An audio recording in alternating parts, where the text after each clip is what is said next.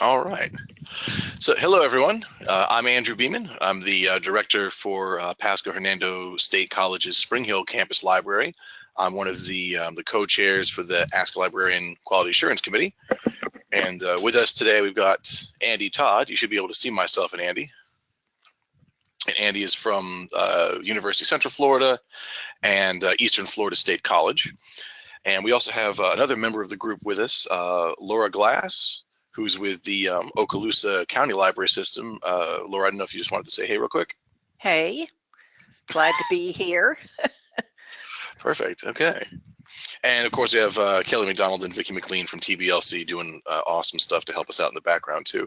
So what we're going to take a look at today, it's kind of hopefully just sort of an informal information discussion and presentation here. We've got a PowerPoint we're going to go through with some information about what the Quality Assurance Committee looks for as far as assigning the exemplary chats in the different categories, our evaluation, what we try to accomplish and get done with that.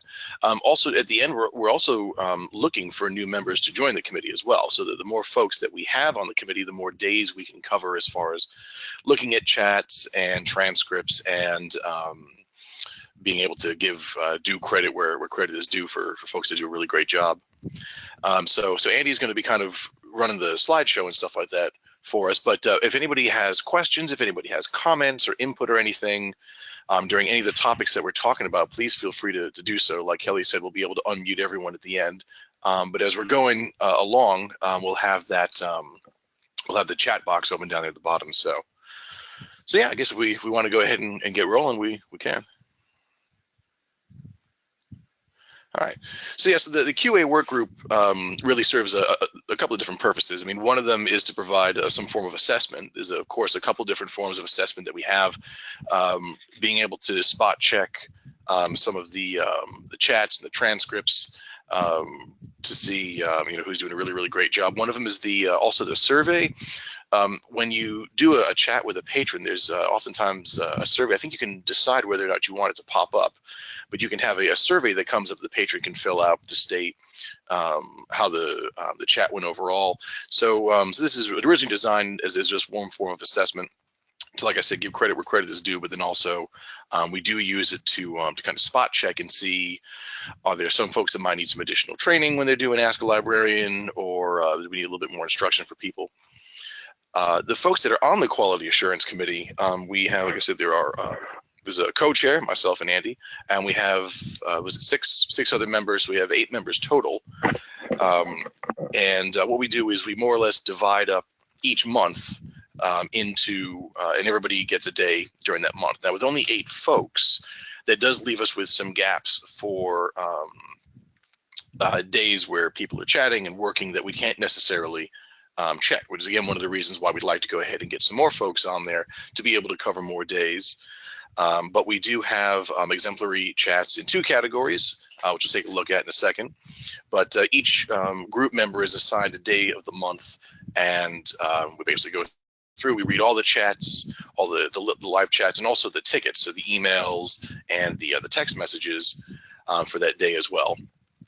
And once we go through, we each read the chats assigned to our particular day, and then what we do is we do a nomination for our day for the exemplary chats, and then we all look at them as a committee, and then we vote after having read everyone's nominated chats, and that's how we vote and decide on the exemplary chats for those couple categories for the month overall.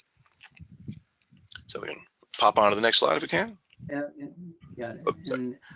And I was just going to mention, typically we go through at least 50 to 75 chats per month for the nominations, and then we, vote on, I'd say, at least 20 or more.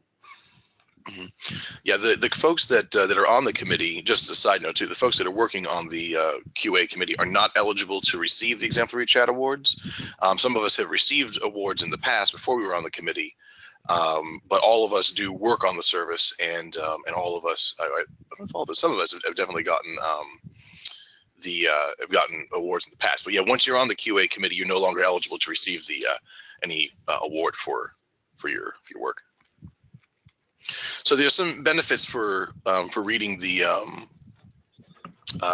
reading the chats and doing the awards. Of course, like I said, there's the ability for librarians to be able to get credit for the good work that they've done. It's nice. You can put it on your resume, your CV. It's a nice thing. It's also nice for the institution. One of the librarians here at my college received an award, and it was nice. It got put out for the whole college. It got sent to the president, which is nice. It also creates a bank of chat transcripts that will be good for training purposes. I have a newer reference librarian elsewhere in the college's library system, and she's been getting on to Ask a Librarian and getting experience with it. And she was curious if there were some chats that she could go through and see, you know, what we're looking for, what kind of in-depth work we're trying to do, what quality of work we'd like.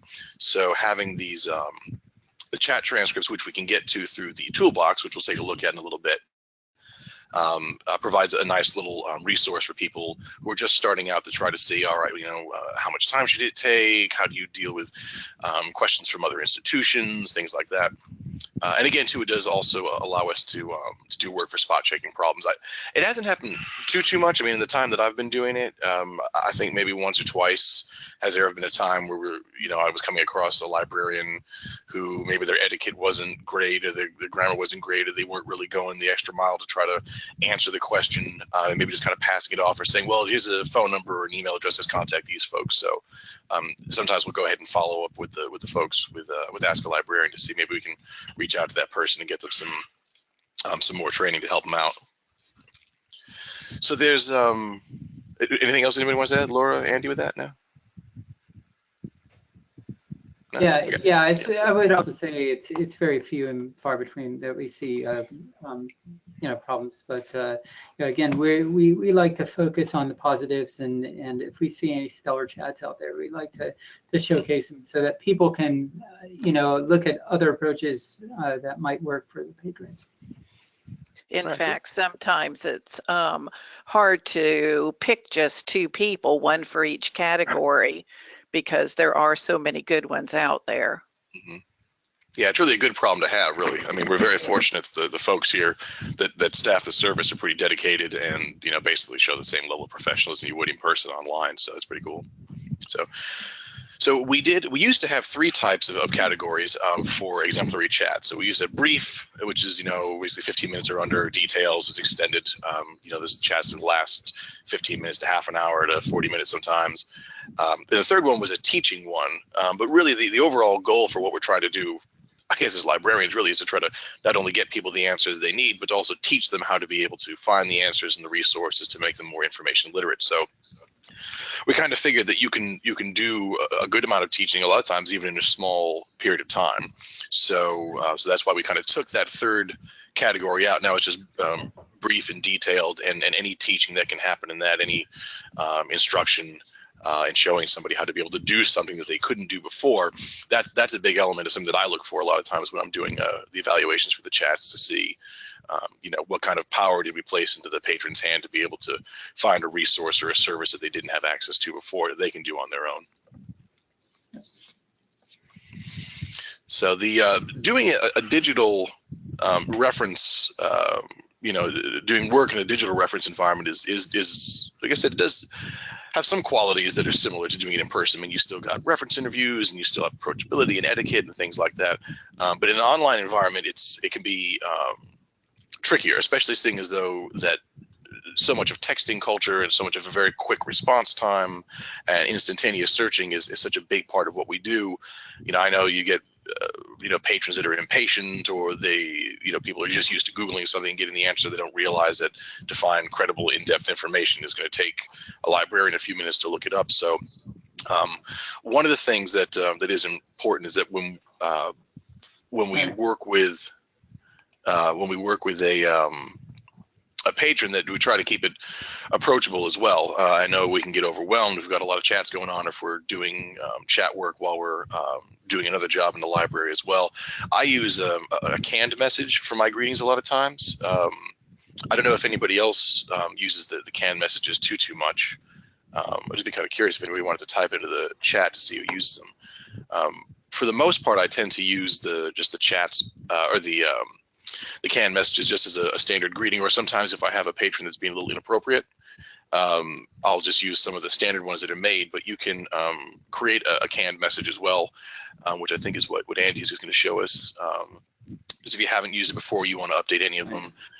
Yeah. You just want to explain what you're doing, Andy? Or? Yeah. So basically what you do is you go to your dashboard and then go to LibChat, and then where it says canned messages, you should be able to see all the messages there. If you need to add a canned message, you can easily do that just by plugging the terms in box. So your verbiage that you want to put in there. And the only ones that they'll use aside from that too are sometimes the questions that come up that are really routine. Like we have a lot of login questions for the library, different ways of getting in with your student ID numbers and your library number and stuff like that. So some of the more extended ones that would otherwise take a while. So I'll use them for that as well. But most of them I just kind of do on the fly as we go. There is also one thing I've noticed as well is a lot of times if a patron doesn't know that you're still searching on something, there'll be sort of a gap in the chat where like, okay, I'm gonna go see if I can look up this information for you. I usually tell people to be back in a minute. Patrons a lot of times don't know, like, all right, how long does it normally take? Are you going to get back to me? So I also have an automated message that comes up that I found pretty helpful. If I'm inactive, I think for like 60 seconds, let's say I'm chatting with someone and I go away and I'm working and I haven't said anything to the patron in 60 seconds, a message pops up and says something like, I'm still searching, just to let you know I'll be back in a moment. And that way, the patron doesn't feel like they're just kind of left out there in limbo. Following up and making sure that the patron knows that you're still there is a really big thing too. So not just the searching, but your interaction with them just in a conversational manner. And Andy, I think, just going to show us how to get in there if you want to do that. Right. Yeah, it's valuable for the person to know that you're still keeping in contact, so that they haven't lost you. And you can get to the admin. It's kind of in a different area than the canned messages. So if you go to admin and then go to accounts, you ought to see the right here under idle time. This is where you would put your message text for, that you're still searching or doing whatever. You could put in right in here. So you can put in whatever you would like in there. So, but it just sends an automated message to the patron that you're still searching or looking for information for them. Yeah, the only drawback that I've found is on occasion, it'll pop up after 60 seconds or 2 minutes or however long you set it. But sometimes you don't necessarily need it to. Like sometimes if it's quiet on the patron's end, the message will pop up as well. So it just every now and then, like the patron will be trying to find a piece of information for me, maybe like an account number or their local library or whatever branch or something like that. And then all of a sudden the message pops up and says, I'm still searching, just a moment. And they get a little confused. They have to explain, I'm sorry, it's an automated message. But 9 times out of 10, it's a nice way to follow up so they know that they haven't lost you, that you're still working there. The other thing too is the sources that we use. I've worked in a public library and I've worked in academic libraries. So, if you work in public libraries, you have to deal with a lot of open source material, which is easy to just send to people. If you're doing a search and you want to send a link to someone, they won't have to log in. But if you're working with a college, you have a lot of material in your databases and your catalog immediately at hand, and you don't have to do as much open access searching in different environments. But I've had people that have started and said, okay, I work for like maybe new librarian in my college. They'll say, all right, what if somebody asks me a question that we don't have a PHSC resource for? I'm like, as far as I'm concerned, if it's, we can verify that it's reliable and it's objective and it's going to answer the needs appropriately, all bets are off. Any piece of information that we can get them is on the table. So whether it's another library's information from other library sites, or we're getting information to the knowledge base, which we'll take a look at in a second, to be able to log into other libraries' material, whether it's proprietary material from yourself or another institution that you can log into, or whether you can just use something that's open source. That's the other thing that I like to see, diversity of types of information that are used. And the last thing too that's really, really big is, I'm sorry, did you want to? Oh, I was just going to say that in addition to that, obviously the Florida Electronic Library has information available to anybody on a Florida IP, and that's databases that are typically subscription. But again, if you're a Florida citizen, then you can get access to this. So you get to go to all the Gale databases and some of the others. So if you look in there, there's different subjects that you can go through and help people with right online. Yeah. One of the things that I like too is like, I work in an academic library, but when each person on the staff on the quality assurance committee has an hour that they do at least once a week on the service. So I work on the statewide service. So I work on the public desk. So the Florida Electronic Library is really great. It's great for folks that are, doing homeschooling or people that are dual enrollment students or AP students. So yeah, everything goes. But the other thing that's really nice too is that I look for is the opportunity for a follow-up. Sometimes you will get, you get questions all the time for an institution that you don't have access to. I've got my books are overdue, or how do I handle this meeting room question, or what's your policy on this or that. I always like to make sure that people know that they can follow up with us. Anytime that we're done, if the question got answered or they still need more information, I always tell them, come on back and ask us if you have any further questions, let us know. And sometimes what I'll do is I'll actually, if the chat is going on for a long time, if they're on the other end for 20 minutes or something like that, and we're not getting anywhere, or it's going to take me maybe to the next day to be able to look up information they need, I'll get their email address or their phone number if they want, and I'll call them and follow up with them. So I use this a lot of times. The chat or the texting service is just a way to start the conversation. And if we need to find more information, I'll say, okay, give me your email address and I'll follow up with you after I talk to some of my colleagues, or I try a couple of other sources. And that goes a long way too. The people, like I said, the people who go the extra mile on the chats usually get a better chance of being nominated.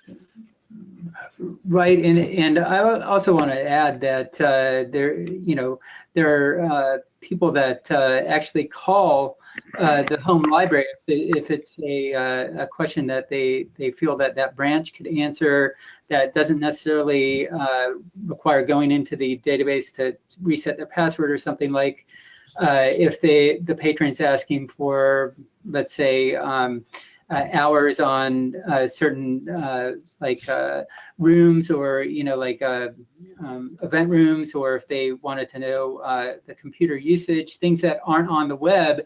Well, when we see people going distance and like calling that library and saying, hey, I'm calling the library right now, hang on, that also impresses our QA panel. At least it impresses me and lets me know that they're trying to get the answer right there for somebody that may not be able to call in.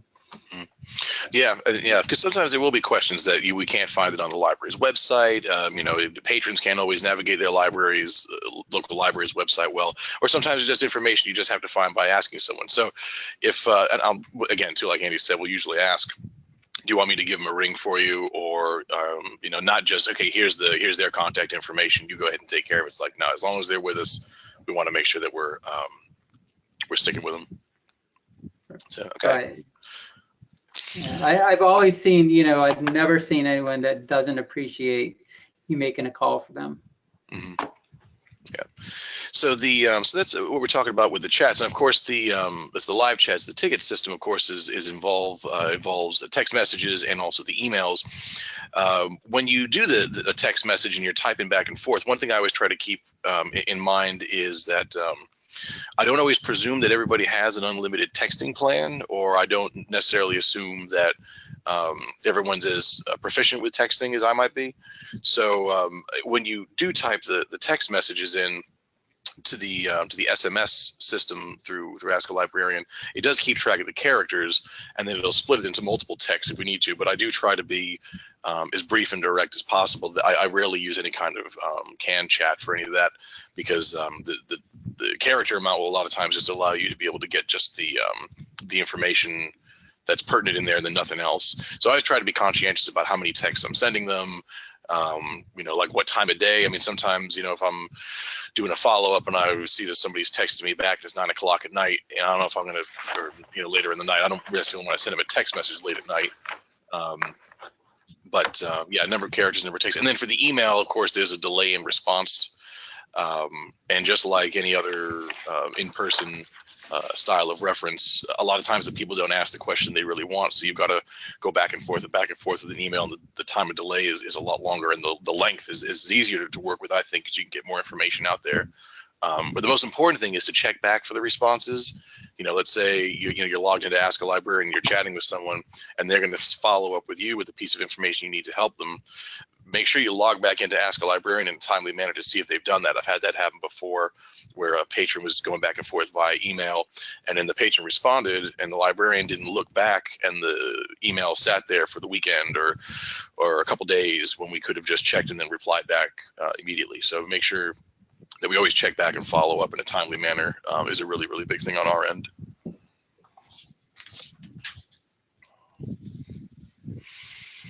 And again, some of the things that we especially look for, like we covered already, teaching a patron how to search, if it's their local resource, if it's an open access material, if it's a database to log into through the college, if it's a resource,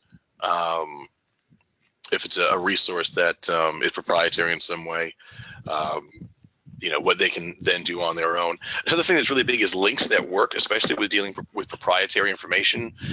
If it's like, let's say I'm looking at an article or something in my college's catalog, and I send the link or a link of search results to the patron. A lot of times if they open it, it'll say the session's expired because it's not under my login anymore. So then that requires another additional little follow-up to make sure that they can open the link. So if we send them information, always verifying that they can get in and take a look at it, and that it did in fact answer the question, because sometimes there can be a delay. Maybe they step away from their computer, they put their phone down, we send them information, and it's like, okay, I sent it to you, that's it. It's like, well, did we need to do something else? Did we need to clarify? And working with impatient patrons, there's sometimes when you've got multiple chat windows open, sometimes you're on the desk and the Ask a Librarian desk, and maybe you're the only person on the desk for that hour for some reason, and you've got a line of people that you're trying to help. So sometimes you might be going back and forth between different patrons. I've done that a couple times with multiple windows and multiple chats.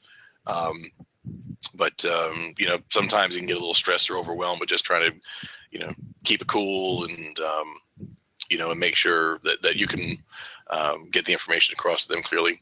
And also to the ability to navigate other libraries' websites, which is really kind of a thing you have to do on the fly. I mean, given the number of libraries, there's no way to know how every library page works, but being familiar with institutions maybe in your local area, or that you're likely to have to do work with, like here, Pasco and Hernando's public library system I can navigate through pretty well, and I have a fairly good working knowledge of their databases. So in case we get somebody that's from that area. Anything you want to add into that, Andy? Well, I was going to say back on to your point about impatient patrons. There's been many times that we've noticed, or I've nominated people just for their ability to be diplomatic with that patron, especially when they're starting to go to say inappropriate things. Although if you do see somebody saying something inappropriate, there is a canned message that you can certainly send them if there's an issue. Mm-hmm.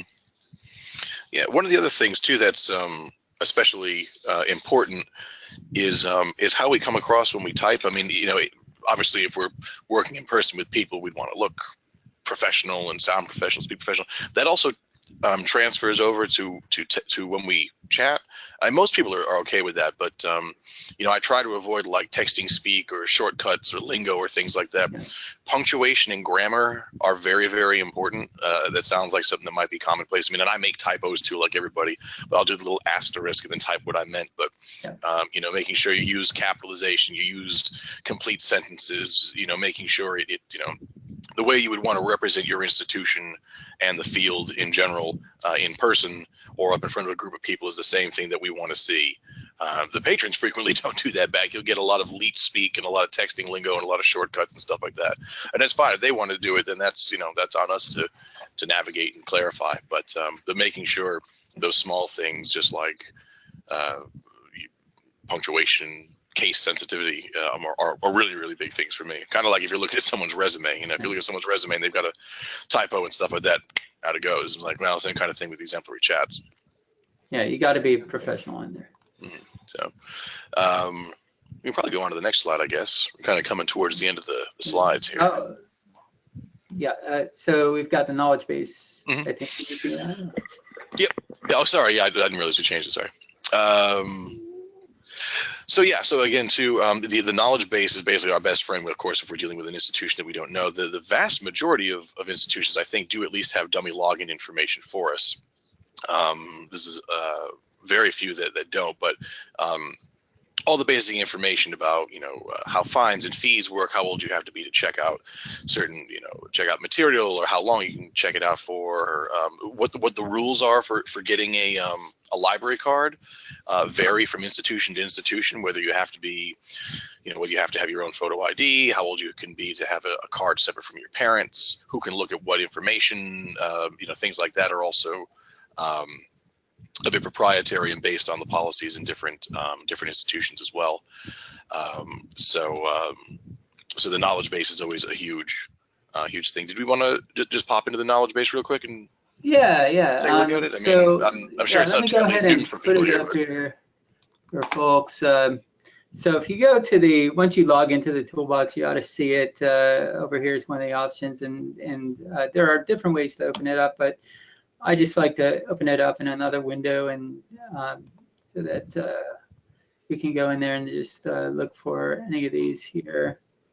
Just pick a library system here, and you'll notice that when you search for it, by the way, you'll want to get the KB, I guess is the one where for the knowledge base. So if you go in there, and they may or may not have dummy login information, but you ought to be able to go to different pages. Should we? And another way, the way I get to it a lot of times too, is once you're logged into the dashboard. I think if you go up under, is it LibChat? I go up under the FAQ section to get mine, and then I'm able to search pretty easily. Yeah, let me see if I can get that guy up here. Let's see.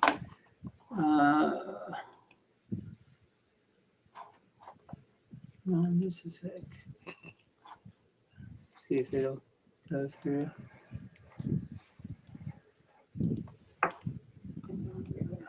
There you go. So, I think it's under answers. I think it's under answers. Okay. Yeah. Yeah, and then down to FAQ entries, and this allows you to be able to search. You can go to full text, and you can type in the institution that you're looking for. So it's kind of it's not quite as clean, but this is usually what I have open, just because I can get to that easily, seeing as though I'm already in that window, and that'll work.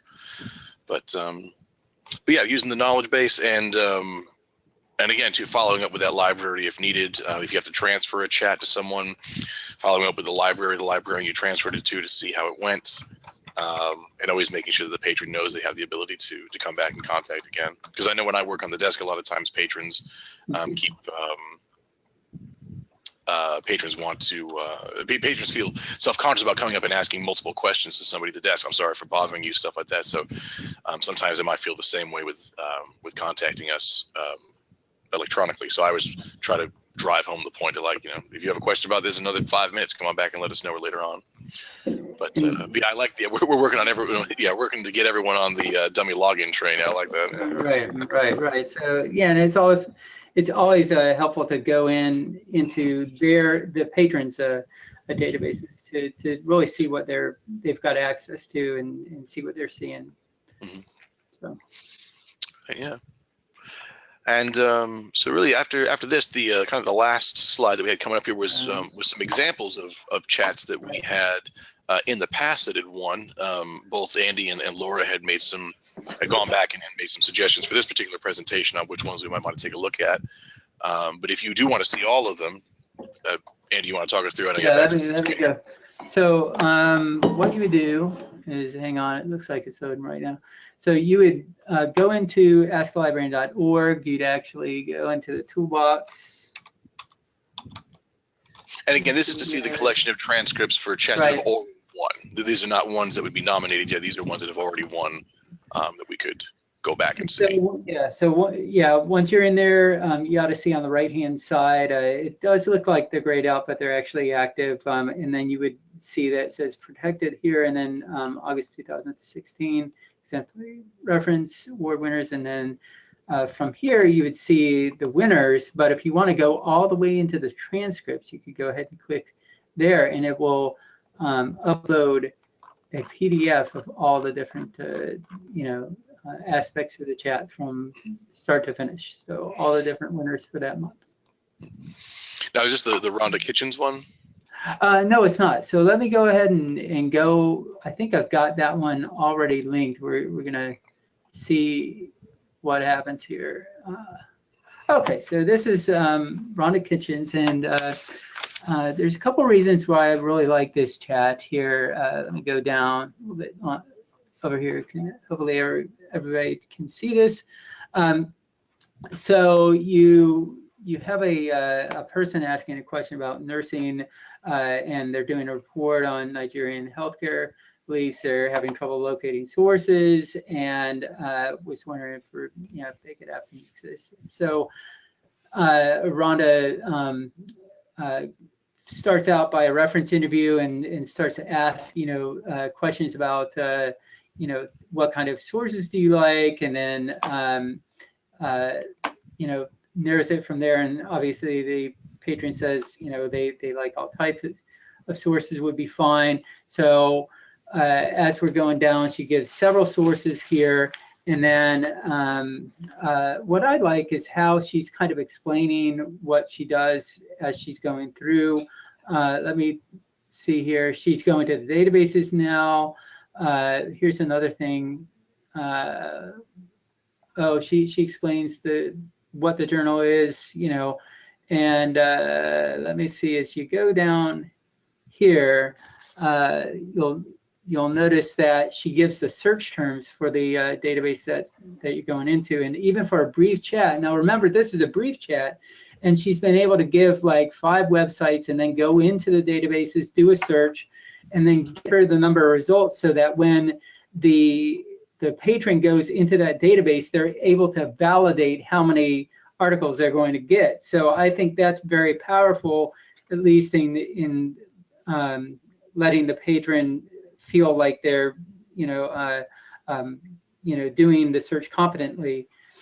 So let me see, that's actually why I like that one. And you can see that the patrons are responding good. Rhonda's got good rapport as she's going through and keeping in touch with them as she goes through. So that's one of the chats that I wanted to showcase. There's another one here for detailed, and let me see if I can get that one up as well. And again, detailed are more than 15 minutes of our chats, and you can see we have several here for March, and sometimes we get ties as well. So I believe this is the one here, the detailed chat, and she's looking for a particular journal at this point. So she starts out by doing the reference interview and telling them how to get online. But as she goes through, she does do some effective teaching. And not only does she help the person get into the right database, which is kind of what she's asking in the first place. How do I access the library online? I'm looking for a journal. And she tells her that she can get into the counseling databases, and then psych articles would be a good one. And she was able to get into the database menu.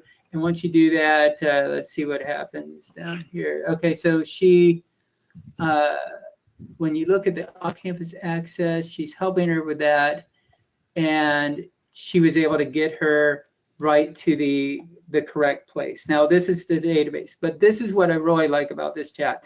So once she's in, and we've kind of fulfilled the first question here, but then she goes on and she immediately says, well, have you chosen the topic to research? So what that does is it keeps the chat going and kind of gives a line to the patron in case they really don't know how to search databases, because at this point we really don't know if the patron needs extra help. So she continues to go to the distance and suggests keywords for the patron, here, and how to use quotes. Again, a lot of teaching in this, as we see. And she acknowledged, well, that only brought back 5 results. So again, even for a librarian, when they dropped them off of the database, they didn't know how it was going to work per se, but performing this search actually does allow you to make sure that once you drop them off, that they would be able to get some results. So they tried a different way to go through, and that actually worked pretty well. So they went into the journal, the online journal repository there, and was able to find the journal and go from there. And at this point, you'll see down here that they were able to find a good journal, and you'll see the search within publication. And she says, "Thank you. You're very extremely helpful." But you'll see also that I think they say right here, she couldn't have done it without her. And again, that's has a lot to say about the once you get the patron to the database, her sticking with her allowed the patron to be successful that day. So that's why I like that one. Yeah, cool. Yeah, that's one of the other things that I like about this is, as I'm going through and reading chats and things like that, I sometimes come across, ways of approaching a problem, or I come across a resource, or I come across somebody else's style, and I'm like, I really like that. I should do that. So I've been able to, from the chats that I've looked at that I've liked, learn from those and incorporate some of that, some of those elements into my style. Because sometimes what I'll do is if somebody is looking for search results or a particular piece of information, let's say they're using the database or my catalog, I'll go ahead and send them the link to it so they can see what the end result's supposed to be. But then I'll go ahead and go back and explain all the steps and how I did it. But again, that's figuring out, the link's going to work. And, then once they're in that list, they have to narrow the results down themselves. So it's sort of walking that good balance between helping the patron out to get what they need, but not doing it for them, which is kind of a tricky thing to do, and a lot of times this can be based on time or, when it's due, if the patron tells you, all right, well, the paper's due in an hour. Well, okay, let's buckle down and do it. So. Right, and in both instances, the librarians were able to take cues from the patron to, figure out, well, where they are at in the process. So, so I believe Laura has some that she wants to share as well. Laura, are you with us? Yes. Do you want to start with Margaret? Yeah, let me do that. I'm going to go ahead and open it up for you. I really liked Margaret's chat. She started out, the question was a simple question: how do I find a book to reserve at our local library? And Margaret from Seminole County was able to help her. There was not a physical book, but there was an ebook. And she found that, relayed the information, and the patron had never used, Overdrive, excuse me. And so she not only took her to where she needed to find that information, but she walked her through, how to download and access that ebook. So it was really great. She was not only friendly, but her responses were quick, to the point. She used another library's website in order to access this information and walk the patron through it. And it's always great when you can do those step-by-step instructions. The patron will take that with them and be able to do it for themselves, at a later date. So I really liked that transcript. And the next one was brief, and this one was Diane from Palm Beach County. And Diane's question, a patron wanted to know what happened to the myflorida.com application for a residential parking permit. He couldn't find it anymore. Well, Diane actually went into the My Florida. She couldn't find what the patron was looking for. Then the patron explained that he was a Hollywood resident. And so she ended up going into the Hollywood website, found what the patron was looking for, and sent it to him. But there's a portion in here where the patron sort of gets a little political. He still, I think he thinks that he's in the My Florida, .gov website and not in his, hometown. And so she sent him the link where he needed to go. He was very appreciative. It was exactly what he needed, and he was going to share that link with some of his friends. So I really like that. She didn't get into, a boxing match about the derogatory remarks that he made about our governor. She just kind of overlooked it. She was very unbiased and just went on doing her job and providing the correct information that what the patron was looking for. So, she was positive and provided exactly what he needed without getting into a political conversation. All right, great. Great. And I guess that sort of brings us to the end of the kind of presentation aspect that we had here. What we'd like to do is ask if there are folks who are interested in being members of the group. We're sort of always open to new members joining on. There had been a period of time previous to about a year ago where the committee was inactive for a while after the person who was kind of running it left TBLC for other endeavors, and then about a year or so, a little over a year ago, Andy and I started trying to get the wheels turning to get the committee up and rolling again. So we did some revamping, and now we have the exquisitely running, beautiful machine that you see in front of us now.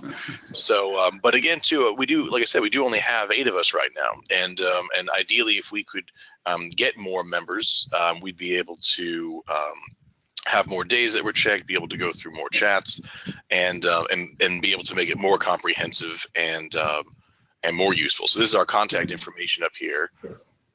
And we hadn't put a call out for people in quite some time, and I remember at some point in our history we were able to do 2 months simultaneously at the same time. Oh, yeah. We were able to break it into 2 groups and just tackle 2 things at once, which is really convenient for us. So, but again, it's a lot of fun. It's also fulfilling. It's also a chance to learn from other people. Again, I'm always learning things about different approaches for Ask the Librarian. So, and I've heard new members, some of the recent new members that we have say that that's why they were going into the QA group, was to learn a little bit more about how they could, approach some of the chats. So great learning opportunity. And then also we're a good, hardworking committee, and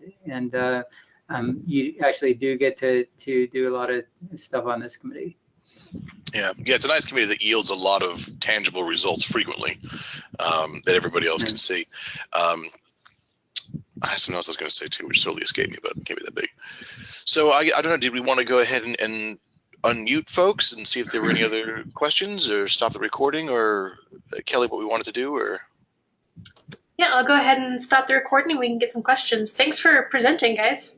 Great. Hey, thanks for taking the time, everybody. Laura, thank you. Thank you.